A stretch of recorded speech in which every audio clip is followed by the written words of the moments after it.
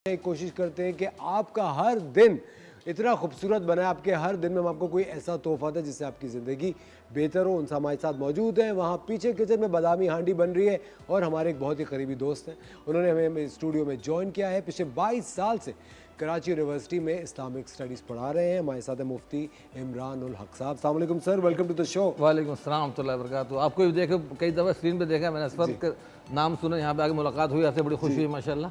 अल्लाह पाक सलामत रखे, खुश रहें आप भी। Thank you so much sir. बस मुझे नज़र लग जाती है, उसको कोई वजीफा बताए।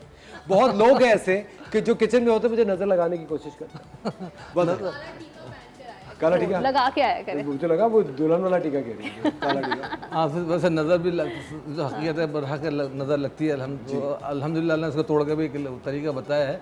एक तो देखा सूरह फलक नास तो बिल्कुल कॉमन है कि उसको सुबह शाम हमें पढ़ लेनी चाहिए।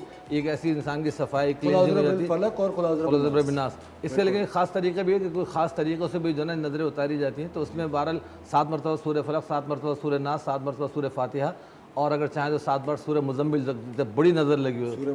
हाँ, ख़ासतौर पर बहुत महसूस होता है ना हैवीनेस का, इंसान काम पे ही नहीं जा पा रहा, घर से नहीं निकल पा रहा, तो उसमें फिर थोड़ा सूरह मुज़म्मिल भी अगर उसमें शामिल कर ले तो उसकी यानी सुबह शाम वो तिलावत करे और अपने ऊपर दम करे तो वो हैवीनेस ख़त्म होती है, और 7 दिन तक करे कम अज़ कम। ठीक है, तो फिर रेगुलर यार नॉर्मली जब है इंसान तो वो सुबह शाम 3-3 मरतबा सूरह फलक नास पढ़े तो इंशाअल्लाह किसी भी बुरी नज़र से। इब्राहिम जो कहते हैं कि ऊपर मिर्चें उतार दो, हाँ वो भी देखें, वो है एक्सपीरियंसेस। जो उलमा के जो बड़े उलमा तजर्बाकार होते हैं उनके कुछ अपने ज़ाती तजर्बात होते हैं। मिर्चों पे भी कुछ पढ़ के भी कभी करते हैं, कभी ख़वातीन घर की बड़ी यूज़ वैसे 7 मिर्चें लेके वैसे राउंड एंटी क्लॉक घुमा के उतार देती हैं।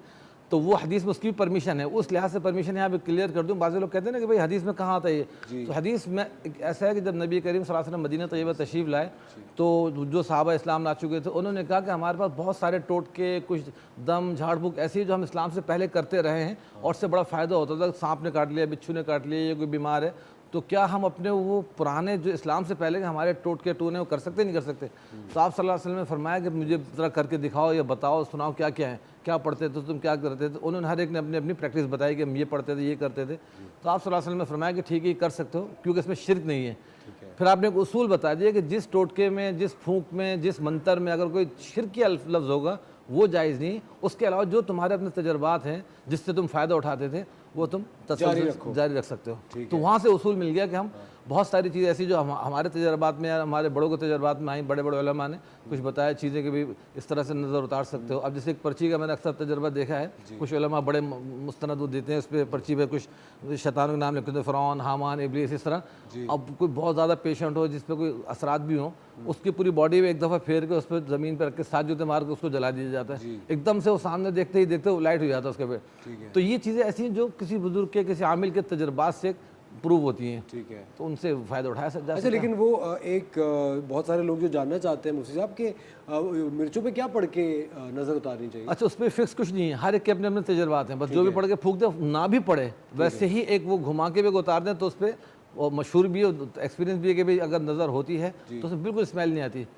और अगर नहीं होगी तो अंडा उतार के चौराहे में फेंक देते हैं। हाँ, वो ज़रा ख़तरनाक है कि उसमें अंडा जो चौराहे पे फेंक देते हैं वो भला किसी पे जा पड़ती है। सॉल्ट है ना, नमक, वो भी बहुत ज़बरदस्त है।